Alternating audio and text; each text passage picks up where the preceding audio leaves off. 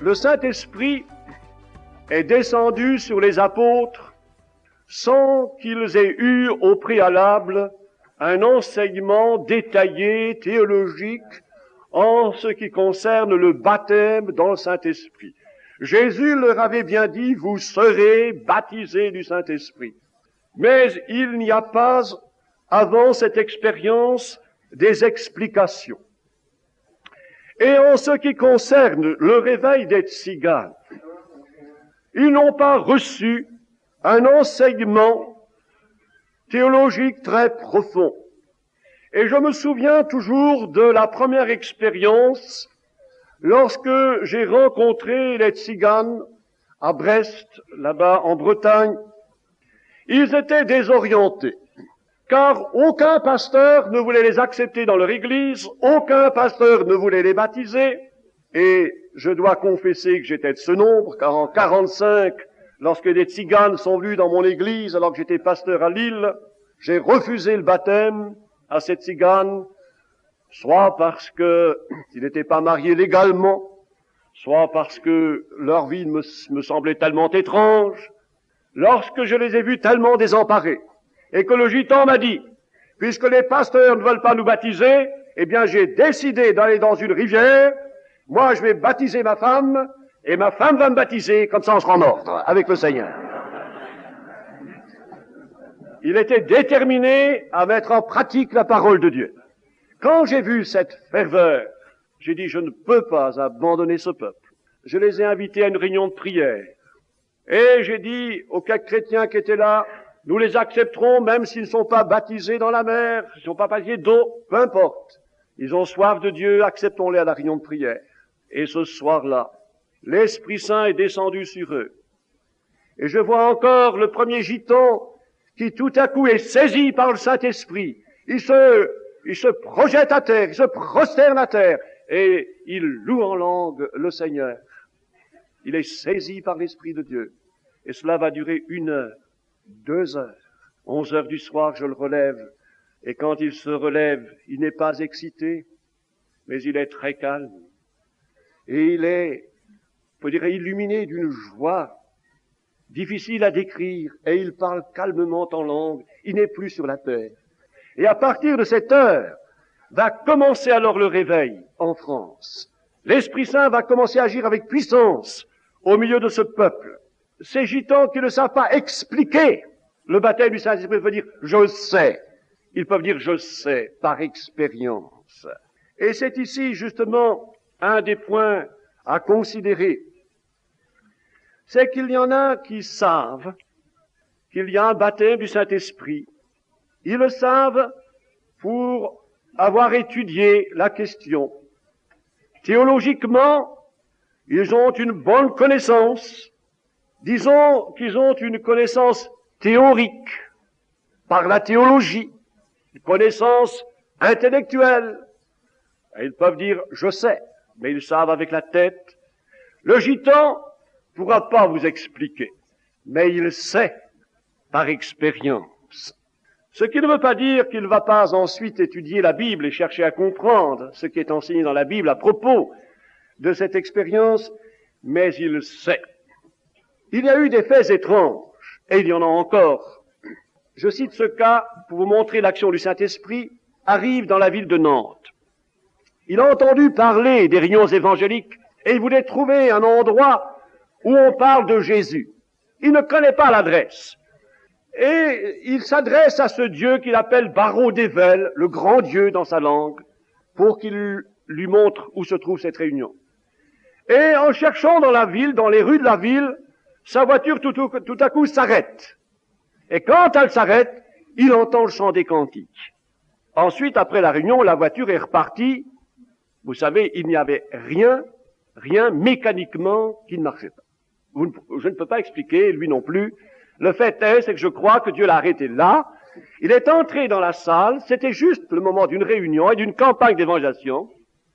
Il a été bouleversé par cet évangile qu'il entendait.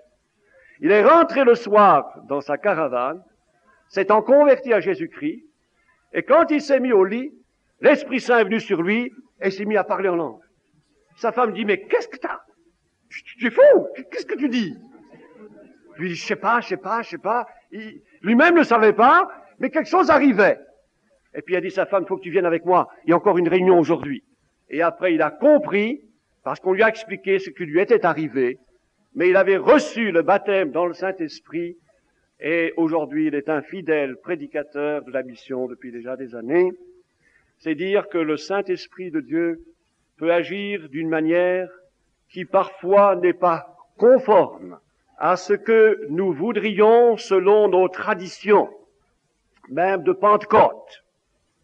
Dans les Actes des Apôtres, ils étaient tous dans l'étonnement et la surprise. Et nous avons été nous-mêmes surpris par l'intensité de l'action du Saint-Esprit. Quand je suis venu en Bretagne en 1950, c'était dans le but d'évangéliser les Bretons. C'est mon pays, il n'y avait à ce moment-là qu'un serviteur de Dieu. Je me suis dit, après tout, personne n'y va, il faut bien que j'y aille. J'ai donc commencé un travail de pionnier, d'ouverture d'église, et c'est à ce moment-là que les Gitans sont arrivés. Mais au bout de 8 ans d'action, j'avais ouvert 5 églises, mais en même temps, 3000 Gitans s'étaient convertis. Il fallait s'en occuper. Que faire? Je n'avais plus que le choix, ou l'église, ou les Gitans, mais faire les deux, ça devenait impossible. Alors, j'ai répondu à l'appel des Gitans, et je me suis engagé avec eux. Vous savez l'histoire de l'aveugle-né qui se présente devant les pharisiens et qui répond, moi, je sais une chose, j'étais un aveugle et je vois. Le reste, votre théologie, moi j'y comprends rien. Et il dit, comment ça se fait que vous ne sachiez pas qui il est, vous? Lui, il m'a ouvert les yeux pourtant, et vous ne savez pas, vous, qui il est? Ça lui semblait étrange à l'aveugle-né. Et il ajoute, nous savons que Dieu n'exauce pas un pécheur. Ah oui, il savait. Et nous sommes appelés à savoir. Mais il arrive qu'après avoir fait une expérience, et que nous savons que nous avons fait l'expérience, il est bon d'appuyer cette expérience sur la connaissance que nous apporte la Bible.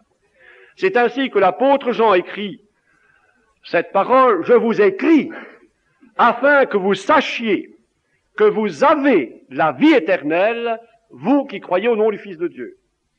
Ils ont la vie éternelle, mais cependant, il écrit afin qu'ils sachent qu'ils l'ont.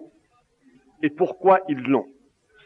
Donc nous avons besoin d'ajouter à notre expérience la connaissance.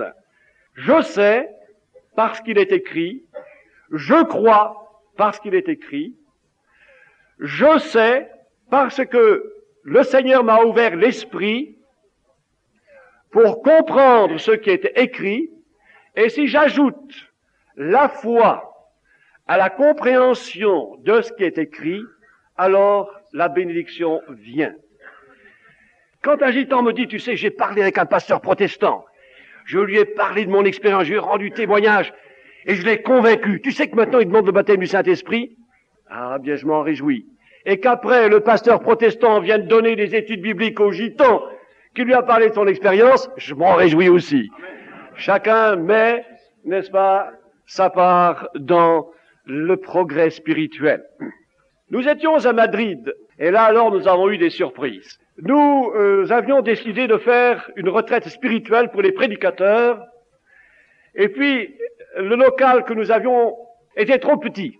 Et nous sommes dit, mais après tout, il y a l'église réformée. Si nous allions demander au pasteur, et le pasteur réformé a dit, mais avec joie, venez chez moi. Pasteur réformé dynamique, ouvert, engagé avec nous dans le combat. Son temple, presque toujours vide, tout à coup se voit rempli de 2000 gitans. Oh, jusque dans la rue. Oh, il était lui-même enthousiaste. Il était plus pentecôtiste qu'un pentecôtiste. Et il vient me trouver et me dit, vous savez, moi j'utilise le temple 2 heures par semaine. Tout le reste du temps, c'est à vous, faites ce que vous voulez. Savez-vous qu'aujourd'hui, chaque jour, il y a 200 gitans qui se réunissent là pour prier dans le temple de l'église réformée de Madrid. Et le pasteur me dit, je suis professeur. Et si cela vous fait plaisir, bien je vais enseigner à lire et à écrire à tous les petits gitans. Ah, magnifique. Voyez-vous la collaboration, surprise en surprise. Mais alors, à propos, puisque nous sommes en Espagne, car je ne pourrais pas vous parler de tous les pays du monde, j'avais déjà l'intention de me rendre aux États-Unis avec mon collègue Yvon Charles. Je lui disais, tu sais, on parle beaucoup des pentecôtistes catholiques, mais il faut qu'on aille voir et faire un document. Et là, à Salamanca, le frère Duplessis m'a présenté le frère O'Connor, le frère Rogimbal, des prêtres baptisés du Saint-Esprit. Ils parlaient tous deux français et me parlaient de leur expérience. Et vraiment, j'étais réjoui parce que je réalisais, je sentais que c'était vraiment de Dieu. Et cela, j'ai dit à mon collègue Yvon Charles, tu sais, non, il faut absolument qu'on y aille parce que il y a vraiment quelque chose de Dieu. Et il était encore dans le doute. Le père Carter, qui se trouvait aussi à Salamanca, qui est moine dominicain, lui aussi était dans le doute. Vous savez, il n'y a pas que les pasteurs de Pentecôte. Quand le frère Ray Brigham lui a parlé du baptême du Saint-Esprit, oh, il dit les langues. Alors, Ray Brigham dit, ben écoutez, il lui avait parlé du chant en langue, je vais vous chanter en langue. Et ils étaient à table, et alors il se recueille, et il chante en langue. Vous savez, les Américains, ils en font des choses. Une fois qu'il a bien chanté en langue à table, comme ça, juste ça, il arrête le repas pour chanter en langue. Le père Carter lui dit, mais vous êtes allé au Portugal et vous parlez portugais? Oh non, pas du tout. Il venait de chanter les louanges de Dieu en portugais. Alors le père Carter était convaincu. Après, il est allé trouver le père O'Connor et il lui a dit, voulez-vous prier pour moi? Et le père O'Connor a dit, je veux bien prier, mais je veux savoir pourquoi. Alors timidement, père Carter a dit, je veux aussi que Jésus-Christ me baptise du Saint-Esprit. Et Dieu soit béni, il a reçu le baptême dans le Saint-Esprit. Peu de jours après, l'aumônier national des gitans catholiques revient de Fatima. Et il cherche à dormir dans un monastère quelque part parce qu'il n'a pas trop d'argent et il veut aller dans un monastère. Il va juste dormir au monastère des Dominicains à Villa. Qui le reçoit? Père Carter. Il lui dit, alors dans toute sa flamme, Père Carter raconte ce qui s'est passé. J'ai eu une rencontre formidable avec les pentecôtistes à Salamanca. Oh, dit l'abbé Barthélemy, ne m'en parlez pas des pentecôtistes, j'en ai par-dessus la tête. Il disait toujours que j'étais du diable, n'allez pas voir le frère Le Cosset qui est avec le diable. Alors que l'autre lui parle des pentecôtistes, alors Père Carter lui dit, eh bien j'en suis un, je parle en langue. Ah, ça c'était autre chose. Et lorsque je rentre chez Barthélemy, chez l'abbé, je sonne, il m'ouvre la porte, oh frère Le Cosset, je dis, oh mince, qu'est-ce qui s'est passé? Il est joyeux. Allez, entrez, qu'il dit, on va prendre une tasse de chayo. Chayo, en langue tzigane, ça veut dire le thé. Tout de suite, qu'est-ce qui vous amène? Alors je dis, il y a deux raisons. Une raison sociale pour les gitans, et puis la première, c'est la raison spirituelle. Et je lui parle de mon expérience avec les catholiques pentecôtistes aux États-Unis.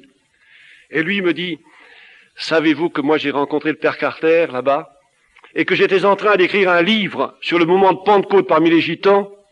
Maintenant, je peux plus l'écrire, je suis obligé d'enlever presque toutes les pages. Ça, c'est une surprise. Comme moi, l'Esprit de Dieu agit d'une façon extraordinaire. Et savez-vous, le second événement, c'est que je lui téléphone un jour parce qu'il m'envoie un disque en langue tzigane avec quelques portions d'évangile sur ce disque.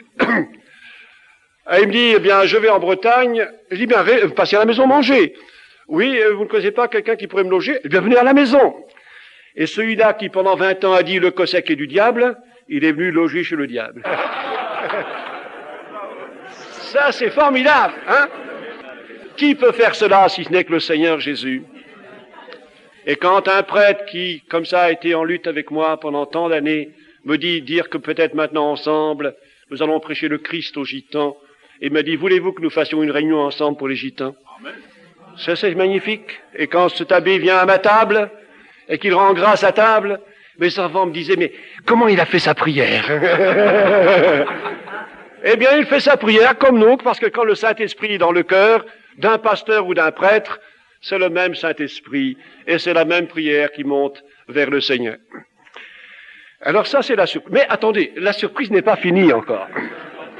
Parce que vous savez, c'est bien écrit dans les Actes des Apôtres que c'était la surprise, l'étonnement. Quand nous étions à Madrid, je dis, oh, faut que je voie le père Carter. Et quand j'arrive à l'avoir au téléphone, je téléphone de monastère en monastère pour apprendre enfin qu'il est à Madrid. Et savez-vous où?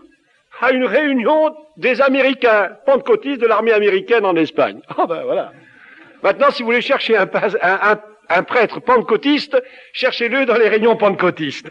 Alors nous l'invitons à venir à la réunion et à parler aux gitans de son expérience. Et devant les prédicateurs, il expose son témoignage, il dit ce que Dieu a fait pour lui, comment le Saint-Esprit est venu sur lui, sa rencontre aussi avec l'abbé Barthélemy. Après, nous avons un moment de prière. Nous prions ensemble, un gitan parle en langue, un autre interprète, un autre gitan parle en langue, un prédicateur de Perpignan. Savez-vous qui interprète? C'est le curé. Le moine dominicain qui donne l'interprétation du message en langue. Alors, vous ne vous rendez pas compte qu'ensuite nous étions dans l'église réformée, où nous étions en train de prier pour les malades, où le père Carter était là, au nom de Jésus. Oh, il dit, mais je le regardais, il dit, mais il est plus pentecôtiste que moi, il a posé les mains aux malades. Alors, rendez compte, un moine dominicain, baptisé du Saint-Esprit, dans une église réformée, avec des gitans, oh, j'y comprends plus rien. Expliquer ça, ce n'est pas possible, si ce n'est que dire que le Seigneur Jésus-Christ répand de son esprit aujourd'hui, et comme nous le disait le révérend père Regimbal, le Seigneur rassemble son peuple. Le Seigneur revient et il rassemble son peuple. Et nous ne parlerons plus du catholicisme, du protestantisme, nous parlons du peuple de Dieu que Dieu rassemble. Et c'est vrai, Dieu rassemble son peuple. Et nous vivons des temps extraordinaires. Et je plains ceux qui veulent encore garder des œillères et qui ne veulent pas voir ce que Dieu fait autour d'eux. Amen. Que Dieu nous donne de comprendre ce qu'il est en train de faire. Qu'est-ce qu'il pense de Marie et qu'est-ce qu'il pense de la messe? Laissez ça, je vous en prie. Le Saint-Esprit souffle, laissez-le souffler. Amen. Le Saint-Esprit est beaucoup plus sage que vous, et plus capable que nous tous de faire une chose magnifique. Et il faut avoir confiance dans le Saint-Esprit, et pas essayer de faire vous-même ce que le Saint-Esprit seul sera capable de faire. Et il nous faut être à l'écoute du Saint-Esprit, pas à l'écoute de nos traditions. C'est fini ce temps-là, c'est dépassé.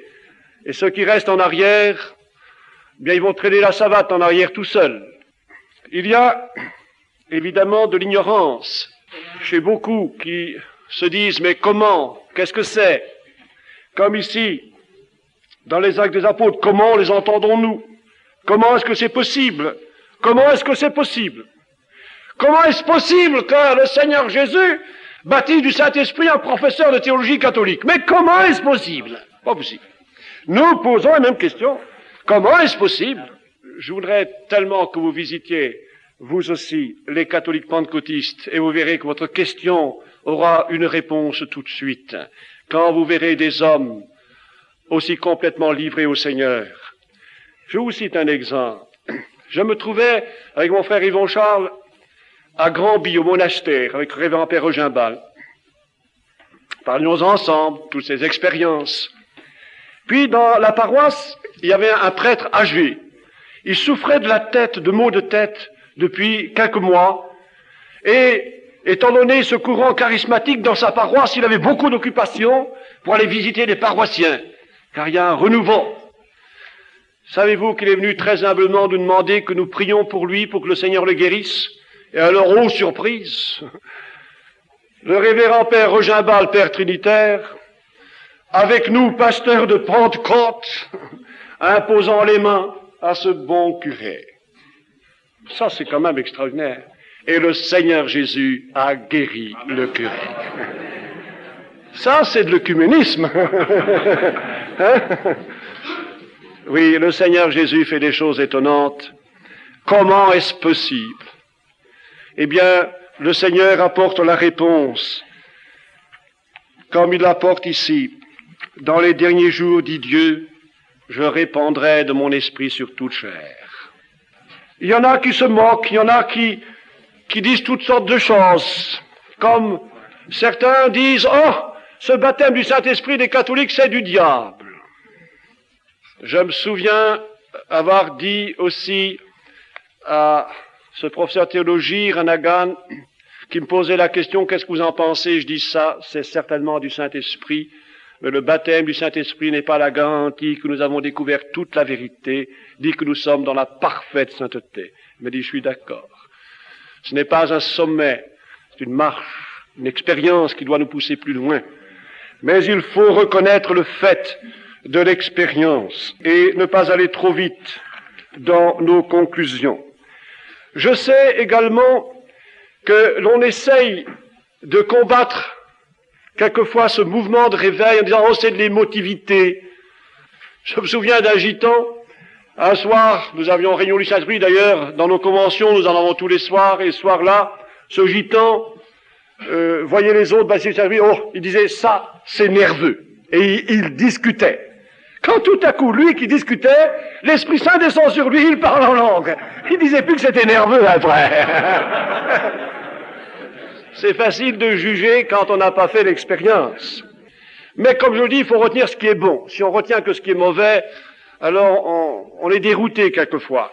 Et peut-être y a-t-il quelquefois un certain combat pour justifier que ce mouvement du Saint-Esprit est excellent parce qu'on, comme disent certains cas du pentecôtisme, nous, on n'est pas émotifs comme les pentecôtistes classiques. C'est vrai qu'il y en a qui exagèrent. Alors, c'est compréhensible que devant certaines exagérations, on a des réticences, mais il faut retenir ce qui est bon. Nous étions avec les gitans, nous faisions une réunion, il y avait pas mal de protestants qui venaient. Puis un soir, nous décidons de prier avec le pasteur réformé, pasteur de Lizy, je crois, et avec un autre frère Seignobo. Alors, on parle du baptême du Saint-Esprit, et le pasteur protestant dit « oh, moi en tout cas, si je suis baptisé du Saint-Esprit, je ne veux pas parler fort, moi je suis contre le bruit. » Bon, c'est bien, discutons pas le bruit, mais prions. Alors on a prié, parce que discuter, ça ne sert à rien. Il faut faire l'expérience, puis après on discute. Mais discuter avant, quoi ça sert? Vous croyez? Prions. Alors il croyait à l'expérience, et nous avons prié. Le frère Seigneur Boss a reçu le baptême du Saint-Esprit, mais dans une douceur, dans un calme surprenant. Il parlait en langue doucement, doucement. C'était vraiment magnifique. Et tout à coup, l'Esprit Saint tombe sur le pasteur d'Ilizy. Il tombe par terre, il parle en langue. Alors, quand il se relève un peu après, alors, vous êtes contre le bruit? Voici. Faut pas discuter avant. Il a été surpris lui-même. Ah, la surprise. Tout à coup, et regardez à la Pentecôte, il y a eu un bruit. Hein? Il y a quelquefois du bruit, mais vous ne pouvez pas faire de règles absolues. Le Saint-Esprit souffle comme il veut. Le mouvement de Tzigane, justement, qui a pris de grandes proportions, a connu aussi ses difficultés. Il a fallu guider, il a fallu conduire. Par exemple, je vous cite parmi d'autres cas, parce que le temps ne permet pas de parler de tout, mais une jeune fille, par exemple, reçoit le baptême du Saint-Esprit. Et tout à coup, elle prophétise, elle reçoit le don de prophétie. Et elle exhorte le peuple prophétiquement. Mais le danger vient. Comme on nous parlait des dangers des prophètes du temps des Huguenots. Et elle arrivait à dire, c'est moi qui parle, c'est Jésus qui parle en moi. Et c'est plus important que la Bible, parce que la Bible c'est écrit, mais ici c'est Jésus qui parle direct. Alors Jésus qui parle direct, c'est plus important que Jésus qui parle indirect. Ah oui, mais c'est qu'il y avait des dangers et des déviations. Il a fallu rectifier et dire, n'est-ce pas, que le Saint-Esprit ne peut pas dire quelque chose qui soit en désaccord avec ce qui est écrit. Parce que le Saint-Esprit qui a inspiré la Bible est le même esprit qui nous inspire, et l'Esprit et la parole ne peuvent pas être divisés.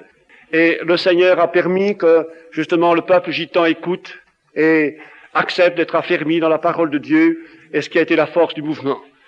Et une des marques, par exemple, de ce mouvement a été aussi la soif de la parole de Dieu. Et quand je dis similitude entre les gitans, les hippies et les catholiques pentecôtistes, c'est parce que cette soif de la parole de Dieu, on la trouve partout. Les hippies, vous les voyez tous avec une grosse Bible. Ils ne veulent pas des petites, il faut qu'on voit qu'ils ont une Bible. Alors ils achètent des grosses. D'ailleurs, David Wilkerson m'a dit qu'il n'en a plus assez pour en fournir.